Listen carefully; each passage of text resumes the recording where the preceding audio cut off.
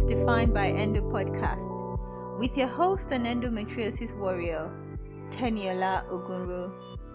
Created for and dedicated to women who have been diagnosed with endometriosis or who suffer from symptoms that they suspect to be caused by endometriosis. Don't forget to subscribe to the podcast for a weekly dose on everything endo. If you find this podcast inspiring, please share with your friends and family.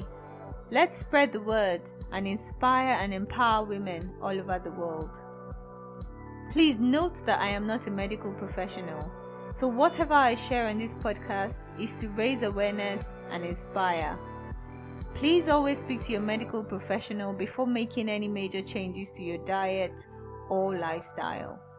With that said, let's get right to it.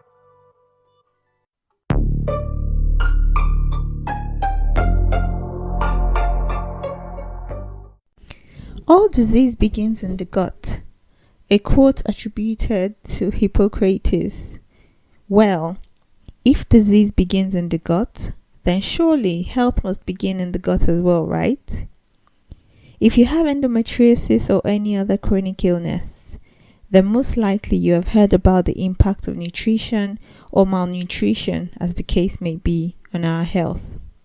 Well, this week, we are catching up with Kristy Dishmon, founder of The Rooted Life and a nutritional therapist, whose goal is to help chronically ill women understand the power of nutrition and its impact on our health. Kristy also has endometriosis and has been able to conquer it and live well despite the disease, and I know you all can't wait to hear what she's got to say. Also, make sure you listen to the end of this episode, as Kristy has a lovely gift for our listeners today. So sit back, relax, and let's have a listen.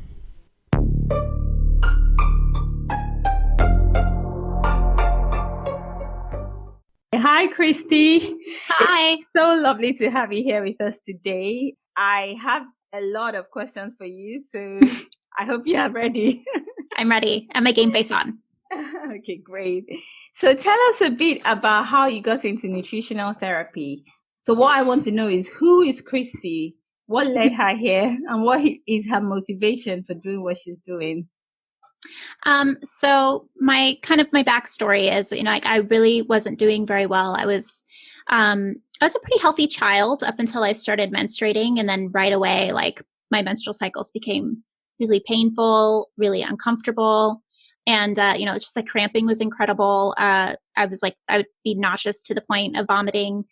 I would bleed through, multiple pads. And I just started my period, right? I didn't think that there was anything abnormal about it. My mom was like, yeah, that's part of being a woman. You kind of just got to get used to it. And so I just kind of would take ibuprofen and use a heating pad and miss school every once in a while and throw up and, go on about my way. And then when I was 16, I went on birth control because my acne was so bad. Right. And my painful periods stopped. And I didn't think about it for a long time until I was 21 or 22. And I was just severely depressed and anxious. And I was I think it's the birth control. So I went off of it. And then I remembered, oh yeah, my periods are really, really, really uncomfortable. Yeah. And I would go to the doctor and they would say, this is normal. Take ibuprofen. Why did you go off the pill? Why would you want to do that? You crazy, crazy lady. So I kind of kept cycling through different types of birth control, trying to find one that managed my symptoms. Yeah. And during this time, not only were my periods super painful and uncomfortable, but I started developing a ton of digestive issues as well. So I started getting this crazy, crazy bloat. My stomach was just kind of a constant rock all the time. I beg my husband to push down on it to move the gas bubble around, and you're nodding, right? I would imagine the weight of a bowling ball on my stomach would just feel so good. It's who knew we were going to talk about this today, right? Constipation. I was chronically constipated. I would go number 2, maybe every 4 or 5 days. And that had been chronically throughout my entire life. It was always like that. Never thought anything about it because we don't talk about poop, but we should. We should talk about poop. Yeah. We should talk about our periods, talk about our poop. It's important, guys. So yeah, and I would go to the doctor and they, you know, ran a colonoscopy and an endoscopy. They didn't find anything. They ran some cultures. They didn't find anything. So they're like, you're, you know, maybe this is in your head. Maybe you're just stressed. And, you know, after 20 years, you start to believe that. So it wasn't until I found a doctor who actually took my painful period super seriously and was like, hey, I think you might have something called endometriosis and you might want to make some dietary changes. And she finally recommended going like gluten and dairy free and then limiting sugar. And that made such a huge difference. She also referred me to have surgery. And then I went and had a laparoscopy and an ablation surgery, which I wouldn't recommend. I would definitely recommend excision, but with a skilled specialist, not just your gynecologist. And they found stage 3 gunpowder lesions kind of all throughout my abdomen. So they took quite a bit of it off. They burnt a lot of it off. And I woke up, I remember waking up in the hospital. I wasn't conscious. I mean, I was conscious, but I couldn't speak yet or open my eyes. And I was hearing the nurse tell my husband, she has endo and it's all throughout her abdomen. And I just felt like so validated for like 2 seconds before I realized like, oh yeah, I have a disease. Yeah. It's funny. I think endometriosis is one of those diseases that a diagnosis is basically bittersweet. So you're like, yes, I knew it. I said it. I have endo. And then you're like, oh, wait a minute. I have endo. Okay. Yeah. Ouch. Yeah. Exactly. Yeah.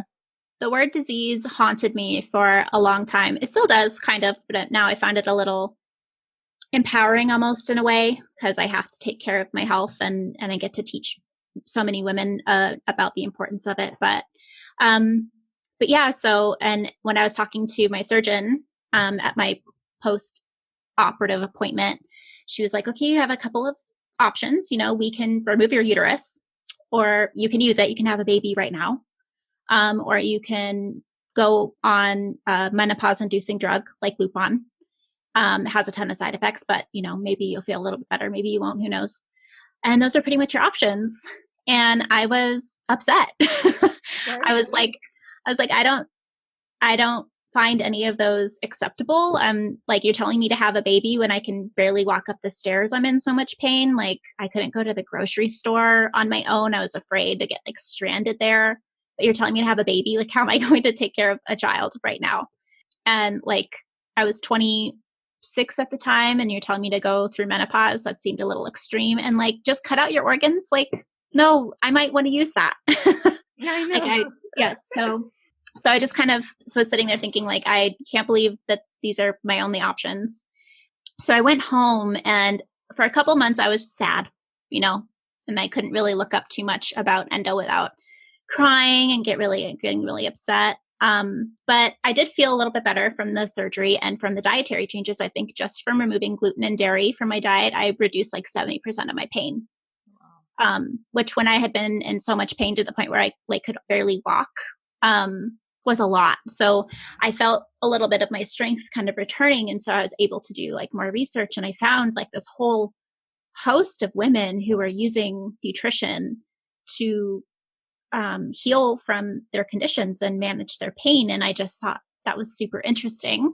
And I kind of like bookmarked it for later. And I was just starting to learn like, well, nutrition can make a difference. Like, what other type of holistic things could make a difference for me? And so I started going to like physical therapy, pelvic floor therapy, massage therapy, acupuncture, and all those things helped. And I was trying to get better, but I was also kind of looking for like a calling, right? I felt like I needed to do something to help women not have to go through what I went through on their own. And all those things helped, but nothing quite fit. And then one day I was reading a blog article by Mickey Trescott on autoimmunewellness.com. And she was something called a nutritional therapy practitioner. And I was just like, nutritional therapy, that sounds amazing. I didn't know that was a thing. And I just kind of had one of those light bulb moments like, oh, that's what I'm going to be. Yeah. Like, so I like went and told my husband, I'm like, I'm going to be a nutritional therapist. I don't know what it is, but doesn't it sound amazing? And he was like, yeah, sure. And so I looked up a nutritional therapist in my area, and I went and saw one. And within like 10 minutes, she was like, it sounds like you have something called SIBO, and it sounds like your digestion needs a lot of work. And I think I could really help you. And she did. Within a month, she got me eating red meat again when I couldn't do that for years. She got me digesting my food. She got me like not having chronic bloat every single day. She got me pooping every day. So I'm like, this stuff is magic. I'm like, you're a wizard. So it just kind of further fueled me to go back to school. And that's kind of, I found the Nutritional Therapy Association. That's where I got my certification and took their 9-month practitioner program. And here I am. Wow. That's an encouraging story. It's amazing that you went from being sick and being, like you said, almost unable to walk, and then going from there to, getting a degree and being able to help other women. So I think it's a pretty big accomplishment. What would you say if I asked you how you cured your endo? Well, I haven't cured it. I still have it. We all know there's not like a cure, but I have healed a lot of my endo, and that's made a big difference. So I no longer experience endo symptoms. So I haven't experienced endo symptoms, and I've been off birth control and haven't taken pain meds for 2 years now. And so how did I do it? Not really that simple. So as I said, I just started off with just like a gluten and dairy-free diet. Definitely noticed that sugar was a really big trigger for me. And so I kind of like checked those 2 boxes off, right? And I was like, oh, I'm already eating gluten-free and dairy-free. Like, what else could I cut out? Turns out a lot. So I just, before I started working with a nutritional therapist, I would notice, even if I ate pretty, quote unquote clean, I still wasn't feeling that great. And I was still constipated, and I was still bloated. And it really wasn't until I was doing a food and mood journal with my nutritional therapist when I noticed, like, actually, I don't feel good most of the time still, even after cutting out those like major inflammatory foods. So, it was through working with a nutritional therapist that kind of encouraged me to try an elimination diet. And so I'm currently on autoimmune paleo protocol, which is a pretty intensive therapeutic elimination diet. So the idea is to remove all of the foods that are inflammatory and all of the foods that cause kind of a chronic immune response. So you remove all of those until your symptoms subside, and then you reintroduce them one at a time in a very controlled manner, and monitor for reactions. So there were a lot of foods that I was eating on a regular basis that I thought I was completely fine with, and that are nutrient dense and are good for you, quote unquote, good for you, like eggs and green beans and cauliflower. But it turns out those are all really big triggers for pain for me. And I never would have noticed if I hadn't done something like the AIP diet. So that is probably the biggest thing that I've done to heal myself. And then, of course, I do a lot of other supportive therapies like acupuncture and massage, and pelvic floor therapy was huge as well. The elimination diet sounds like a lot of hard work. So how did you stay motivated doing it, and how did it work? Did you need your nutritionist to help you with that, or did you manage to do it on your own? And how long did it take? So I would say for me, it's so much easier to take out a food than it is to like mess around with. To me, it just seemed a lot easier to just change how I was eating than to change a lot of other factors in my life. So I will say for me, I'm just really motivated in that way. Okay. But honestly, the symptom reduction is what kept, like, I can have a period and put on pants and walk around. And the lack of pain is really what motivated me. And when you cut out those foods and then you reintroduce them and you have the proper inflammatory and immune response, which we'll talk about a little bit later, why that happens, it's really obvious. Like, my body doesn't like this. So it becomes really obvious after you have done the elimination diet, which foods are causing inflammation, what exactly it's doing, how exactly it's making you feel. And then it gives you the power, right? It empowers you with the choice to make that decision for yourself. Like, is the ice cream worth it? I don't know. I know what it's going to do to me now. So I know what I have on my plate over the next couple of days and how long it's going to affect me. So am I going to indulge or not? Right. So would you say that while you're trying to heal, that's when you do the elimination diet? And for foods like you mentioned, cauliflower, would it be something that you could introduce back, or when you find your trigger, then you should never have it ever again? No, definitely. I think your body goes through seasons, right? So when you first start doing reintroductions, something might not work for you just yet. And you have to do a little bit more healing, and you have to do a little bit more, maybe investigation, maybe run some more tests, and then reintroduce at a different time. So there are certain, like, you couldn't pay me to eat gluten again, probably ever, but I'll probably try eggs again in the future for sure. So you haven't had eggs in a year or more? Probably 2. Yeah, it's been about 2 years now. Oh, wow. That is discipline. Again, eggs, you know? Yeah. I think that I think it too is like, I found so many substitutions. I think we kind of get, breakfast in particular is so hard for people because, and I've been like, people are like, what do I have for breakfast? I'm like, soup or meatloaf or, a nice stir fry. And they're like, for breakfast? And they just give me this look like I'm super crazy. And I'm like, yeah, it's just food, it's fuel. And it does kind of come with this like mindset difference of like, the food that you eat is fuel. It becomes a part of your body. It's what makes you tick. It makes your blood cells, it makes your muscle cells. And if you're not fueling it with what it needs, then how is it going to be able to sustain itself? How is it going to be able to fight the constant inflammation and immune response that endo causes? So kind of having like a little bit of a mindset shift in that food isn't always something, it is definitely pleasurable, but it is also medicine. Yeah. So each meal and I find this really empowering. I think it's super cool that every meal that you eat is an opportunity to introduce nutrients into your body to heal. Yeah. And I try to like this, it's like a little woo woo, but I like close my eyes and I think about those nutrients being like absorbed and healing me. Yeah. Like you're healing your gut. I'm erasing the endo. Yeah. And to me, that's just a little bit of me. That's not what nutritional therapy is, but yeah. Did that answer your question? Yes, definitely you did. So let's talk about the endo bloat. Yeah. Endo belly, like many of the endo sisters say. So I would say those are digestive issues. So what is the endo belly? What causes it? A lot of our doctors don't even talk about it. They don't even acknowledge it. Yeah.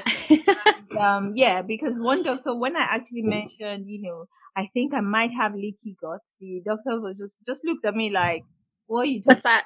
About? You've got endometriosis. That's it. That's why you're in pain. Don't talk about leaky gut. So I have to, many of us have to advocate for ourselves and fight for ourselves and just continue to do our own research. So anyway, so my question is, what is endo bloat? What causes it? And, what's its relationship or connection to leaky gut? Yeah. So it's kind of like my personal hypothesis that endo belly doesn't really have very much to do with endo. I think that endo tends to mess with our digestion. And then we're kind of left with some type of gut dysbiosis of some kind. And dysbiosis just means like there's an imbalance of the flora that's supposed to be in balance in your gut. We're mostly bacteria. Actually, there's like we're kind of these microbes that walk around just to hold our bacteria inside of us. Like we're mostly bacteria. So if that gets out of balance, then that's kind of when problems start. And things like SIBO happen and Candida happens. So that's kind of what I don't have endo belly anymore now that I've gotten my digestion under control and kind of figured out the gut pathogens that I had. And I had SIBO and I had parasites, which are like just so much fun. But yeah, so after I healed those, now I only have, chronic bloat or quote unquote endo belly if I if I'm like contaminated, cross-contaminated one way or another, or if I eat something knowingly that I know is going to cause an issue. Like for me, cauliflower is worse than probably gluten for me. Yeah, it's insane. So I get really, really uncomfortable. So, and it can definitely be caused by something like leaky gut as well. And leaky gut is really interesting. So you can kind of think of our digestive tract as like one long tube that runs through us, right? And it's what separates the outside of us from the inside of us. When we're talking about the leaky gut, we're talking about the small intestine in particular. And the purpose of the small intestine is to absorb nutrients from the food that we eat and get those nutrients into circulation. It's also where our enzymatic actions happen. It's where we like digest and assimilate our fats to our food is neutralized when it's in the stomach. It's very acidic, so it has to be neutralized in the small intestine to perform all these other factors. So leaky gut is when something happens to those cells, and the cells along the small intestine of our gut, it's only one thin layer of cells that separates the outside of us from the inside of us, which is still to me like super crazy. But it makes sense because the nutrients need to be able to get across it easily. That's what keeps us alive. So I guess it makes sense, but you think they would come up with a better system. Yeah. You could have been like 2 layers thick, you know? So a leaky gut is when something happens to damage those cells or the junctions that hold those cells together. And then food and toxins and bacteria and things that the body has already decided, we don't want that, we're going to excrete that, get into circulation. And that causes a whole ton of issues. And they're actually finding a 100% correlation between endometriosis and a leaky gut, which to me has huge, huge implications because while endo isn't curable, a leaky gut is. Yeah. I have a list of the symptoms of leaky gut here. Chronic diarrhea, constipation, gas, bloating, nutritional deficiencies, poor immune system, headaches, brain fog, memory loss, excessive fatigue, skin problems such as acne, eczema, rosacea, cravings for sugar or carbs, arthritis or joint pain, depression, anxiety, and autoimmune diseases such as rheumatoid arthritis, lupus, and celiac disease. Wow. And how many of those are symptoms of endo, right? Or that us endo ladies are walking around with, kind of just pigeonholing it down to endometriosis and thinking there's not anything that can be done when there actually is a lot that can be done. Yeah. So what do we do about leaky gut? What do we do about leaky gut? Yeah. So the big thing about leaky gut that's particularly dangerous is about 80% of our immune system hangs out right outside of our small intestine for this reason, because it's pretty normal. Every once in a while, a cell is going to break down and need to be replaced, and a little bit of food and whatnot is going to be introduced into circulation and cause this immune response. So when undigested food gets into your circulation, your body treats it just as it would a bacteria or a toxin, and it kind of mounts this immune response. And if you have a chronic leaky gut, that means that you're having this huge immune response every time you eat. It's just kind of flooding your circulation and your immune system with these foreign bodies that need to be dealt with.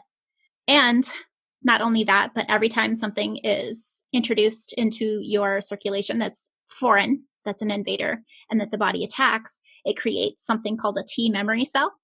And the T memory cells always in your circulation, it's like, oh, I remember what cauliflower looks like now, guys. Like, we're going to always be looking out for cauliflower. So every time you eat it, you're going to have an immune response because it's remembering those proteins that caused an immune response beforehand. So it's very intelligent, but that's why so many of us with endo and with a leaky gut get so many food sensitivities and start reacting to everything, because we are becoming sensitive to these foods because it's leaking into our gut.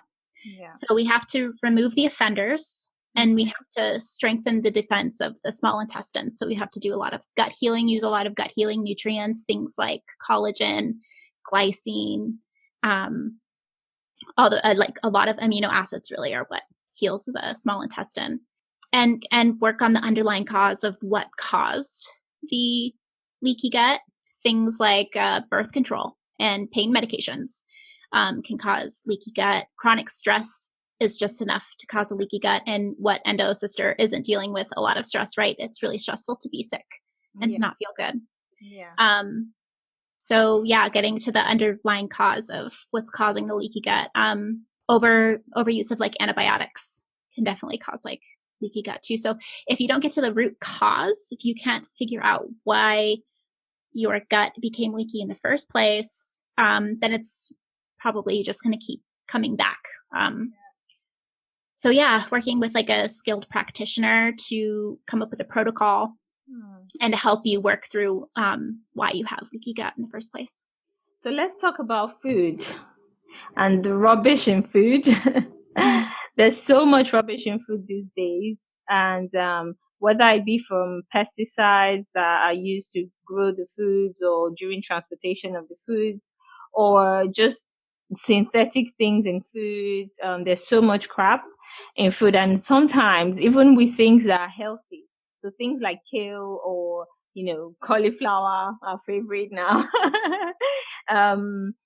Sometimes we still hear things like, eat organic and all of that. So how can we really understand food and food ingredients, and how do we know what to eat and what to avoid? Yeah, it gets kind of tricky, right? And I will say there's no one cookie cutter diet for everybody. Like I know a lot of people who have endo have been told to eat the endo diet, which is frustrating because you go and you look like, okay, what's the endo diet? I've never seen any two lists look the same. Look the same, right? No. So like that doesn't, what that really means is we all need to create our own anti-inflammatory diet. And unfortunately, there's not a super easy way to do it. The most effective way to do it is with an elimination diet, like we discussed about a little before. So, but a really good start is with eating foods that don't have a label, eating whole foods, properly prepared to be as nutrients as possible, including a lot of nutrients, a lot of variety. And your diet is going to expose you to a lot more nutrients. I think the average person eats something like 15 foods on average. And that means you're missing out on so many nutrients in those foods that you're not including. So I really like to challenge people to go to the grocery store and, or their market or their farmer's market and buy something new every week that they haven't tried, a new fruit, a new vegetable, a new protein. And you might really like it. Yeah, and it's kind of fun, to learn to prepare new foods and just like, you don't have to look up a recipe or anything. Just pick it up, take it home, look up how to make it, and make it super simple, and just give it a try. So eat as much variety as possible. And then I do think it's important to know what you're eating. So if you're looking at a package of food and you're looking at the ingredients label and you don't know what half the ingredients are, I think it's pretty safe to say, don't eat it or research it.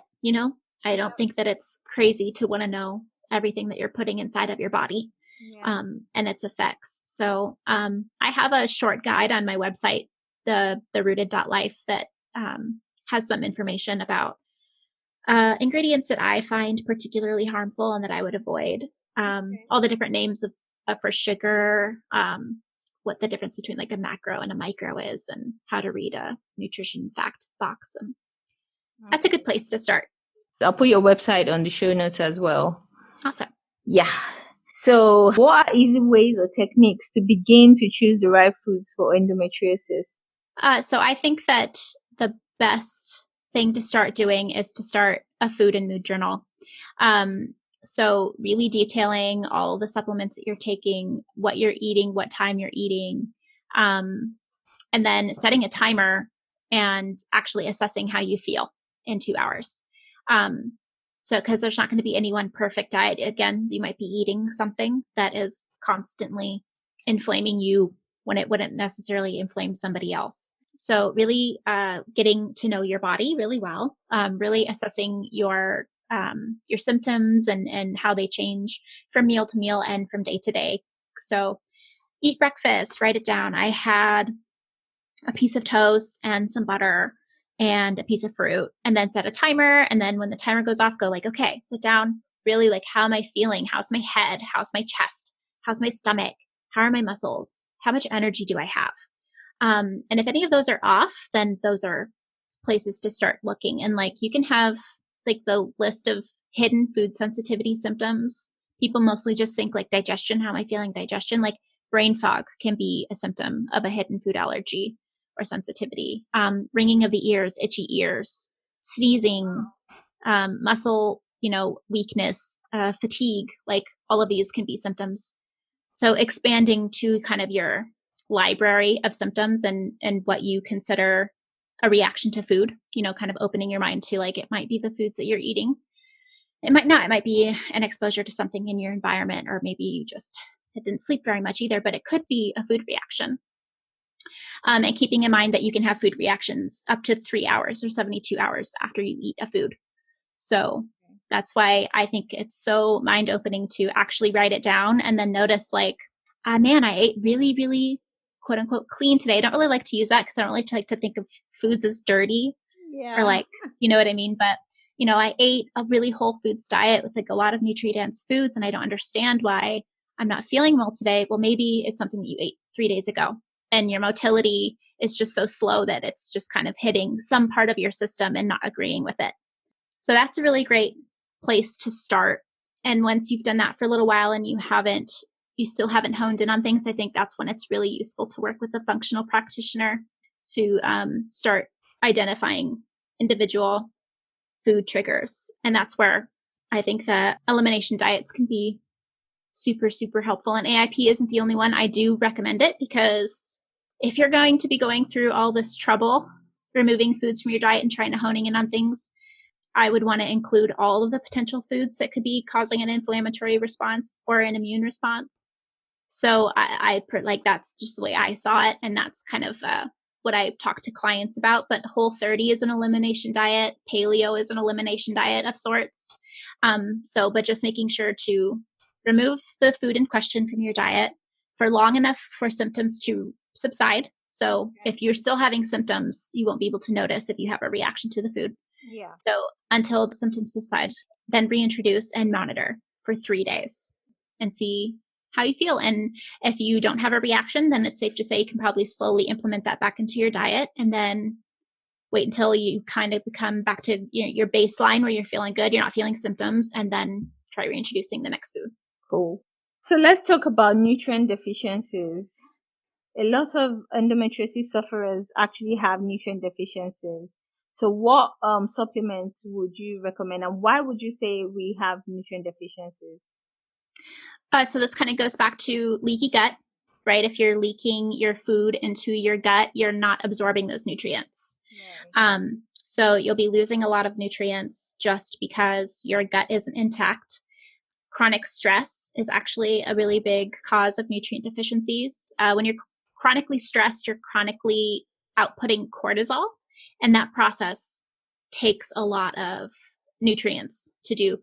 When you're kind of in a chronic state of stress, right, your body is just trying to keep itself alive. It's not really worried about absorbing nutrients and getting them to your muscles so you feel good and energized, and getting them to the other parts of you that need attention. It's just worried about keeping you alive, right? So you can think of your like average day, like, okay, it starts off with the alarm clock. That's a cortisol response. Then I'm a little bit late for work, and I'm sitting in a traffic jam. There's a cortisol response. Your body doesn't have like a really good way of differentiating between different types of stress. Being late for work is just as stressful as being chased by a tiger. Wow. So what ends up happening is something called the cortisol steal, and your body kind of shuttles all nutrients and hormones and energy to creating that cortisol just to keep you alive. Even though you might just be a little late for work, it doesn't know that. It's just noticing that you're stressed, right? That there's trauma. We need to address it. So chronic, that's why stress is such a big factor, in learning how to do that.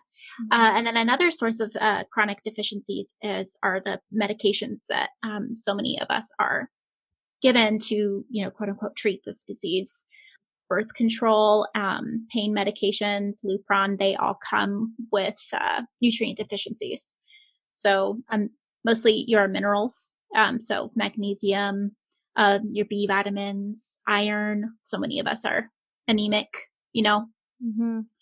And then as far as what to supplement with, I really don't recommend supplementing willy-nilly. I think that's, again, where working with your doctor or practitioner to test, not guess, and really supplement the things that you need. So like in nutritional therapy, a lot of symptoms are indicative of a particular nutrient deficiency.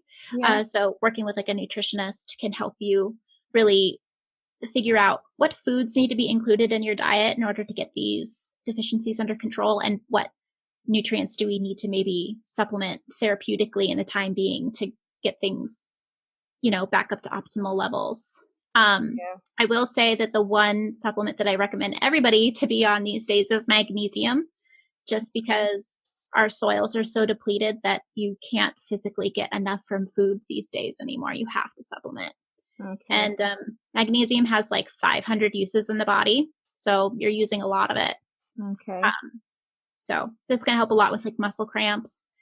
And something I find really interesting is it takes 50 milligrams of magnesium to process 1 gram of sucrose, of sugar. Really? Yeah. So if you look on the back of them, it's like 6 grams of sugar. That's going to take like 300 milligrams of magnesium to process. Wow. So do you know that? Yeah, it's crazy, right? Yeah. So speaking about that, what would be the ideal dosage for daily magnesium supplement intake? What I take personally is 400 milligrams a day, and I'll usually like break that up, have some in the morning, have some in the afternoon, but it's going to be very individual. And magnesium, you can do like to bowel tolerance, usually too much. If you're constipated, magnesium is great. It's going to loosen those bowels up for you. But you can kind of find like your bowel tolerance, which is how much magnesium it takes for you to get looser stools, and then cut back. And then monitor for symptoms. Like there's not going to be one perfect dose. Like there's a recommended daily amount, right? But that doesn't mean, it doesn't make sense that you and I are going to have the same exact amount of magnesium needed, right? Yeah. What are you doing every day? How much sugar are you eating? Like those are all different factors that could play into how much magnesium you need. So, but you'll see most places recommend like 200 to 400 milligrams a day. That's great. So for someone who has just been recently diagnosed with endometriosis, what would you recommend as a roadmap or an action plan in order to deal with this disease? I would hope that it's a long journey, right? I know. I think building a supportive medical team is so important. Getting people who are in your corner, right? If you have a doctor that's saying your pain isn't that bad, it can't be that bad, it's all in your head, it's anxious. If your doctor's telling you anything, it's just in your gut, doesn't feel right, get rid of them. Find another doctor. There are so many other doctors, especially this day and age. Like you can find so many people online who are willing to work with you. There are so many resources at your fingertips. Use them. So I would say find a supportive team of doctors and holistic practitioners to get in your corner, and that's going to make a huge difference. Educate yourself, investigate other, like I think it's really easy, and I fell into this, to be like, oh, I have all these symptoms and I have endo, it must be because I have endo. But I had all of these chronic gut issues, and as soon as I healed those, I didn't have endo symptoms anymore. So you could have something else going on. So investigate gut health. I think it's super important. If you're not able, if you have a gut pathogen and you're not able to properly digest and assimilate nutrients from your food, of course, you're not going to feel well. You're going to have nutrient deficiencies, and those symptoms are your body's way of telling you something is off. Right. So listening to the symptoms and tracing them back to their root cause. It's not always endo. It is a lot. There are a lot of symptoms that come with endo, but it might be something different. So give yourself that opportunity. And mental health, I think it really needs to be addressed. Ask for help when you need it. Find a supportive therapist who understands chronic pain. I think those are the top 3 things that I would probably recommend most people. Okay. Thank you so much for that. Yeah. So now let's talk about the Rooted Life. Can you tell us a bit more about your services that you provide and the programs you offer at the Rooted Life? Yeah, so I work mostly with people one-on-one, and I have 1, 3, and 6 month packages. And what we do is we really get to know one another. So I have like a free consultation that you can sign up for just to determine whether or not nutritional therapy can address your health goals. And then after that, we will have like a 2-hour consultation and kind of go through your medical history, your family history, your dietary habits. I'll assess your food and mood journals. I'll have you do, have people do a minimum of a 3-day food and mood journal before I even schedule that appointment. So we get to really know each other. We identify your nutrient deficiencies, we identify your goals, and then we put together a plan of how to get those nutrients in you. Oftentimes that means working on digestion. So we put together a plan to do that. And then we touch base every couple of weeks, and I answer your questions and support you and root for you along the way. And then we'll talk about digestion and blood sugar regulation and fatty acids and all that good stuff, and give you steps to take those nutrition basics and kind of apply them for life. So apart from your website, how can anyone reach out to you? Like, what's your social media, and how else can we reach you if someone wants to, get to talk to you? Yeah, so you can email me at Kristy@therooted.life. I'm on Instagram. I'm at endo.foodie.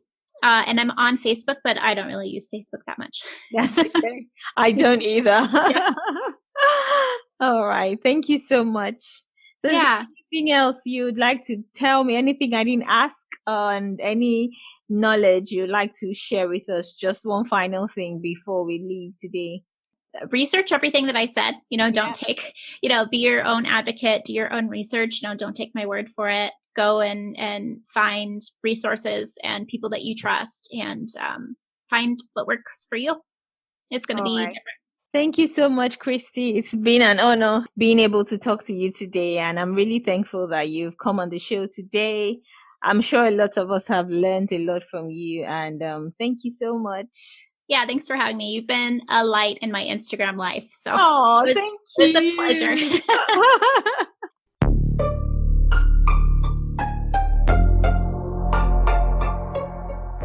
So there you have it, ladies. Kristy has kept it real with us, sharing with us everything gut health, eating the right foods, what leaky gut is, and how to begin to choose the right foods for our bodies. So the gift we promised at the beginning of this episode. For our wonderful listeners today, Kristy has provided a fantastic freebie, the S1E Food Journal Challenge. It is part food journal, part health challenge, and a how-to guide all in one. It shows us how food can affect the body, but it also tracks emotions, sleep, and cycle information.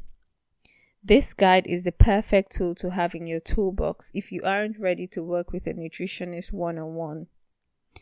To get this free gift, visit www.therooted.life/the-S1E-food-journal. You can also click on the link in the show notes and download this guide, as I am certain you will find it very useful. If you want to find Kristy and know more, visit her website www.therooted.life, where there are lots of resources and guides that you can download and learn more about nutrition. You can also email Kristy at kristy@therooted.life and find her on Instagram at endo.foodie. All this information can be found in the show notes. Until next time, I am Teniola Ogunro, and remember, you are not defined by Endo.